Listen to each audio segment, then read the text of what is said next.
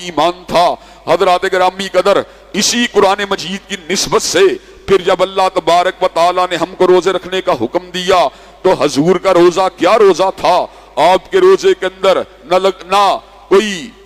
فالتو بات تھی، اور آپ کے روزے کے اندر نہ ہی اپنے وقت کے ضیاع کا کوئی تصور تھا، نہ روزے کو بہلانے کے لیے دائیں بائیں کی باتیں تھیں، رتب اللسان تھے، ذکر الہی تھا، اللہ کی یاد تھی، قرآن مجید کی تلاوت تھی، للہیت تھی۔ اور اللہ تبارک و تعالیٰ کے حبیب نے صبر کا اعلان فرما دیا، من قام رمضانا ایمانا و احتسابا غفر له ما تقدم من ذنبه، من صام رمضانا ایمانا و احتسابا غفر له ما تقدم من ذنبه، جو روزے کو رکھے گا ایمان اور ثواب کی نیت کے ساتھ اللہ اس کی سابقہ خطاؤں کو معاف کر دے گا۔ جو قیام کو کرے گا ایمان اور ثواب کی نیت کے ساتھ اللہ اس کی سابقہ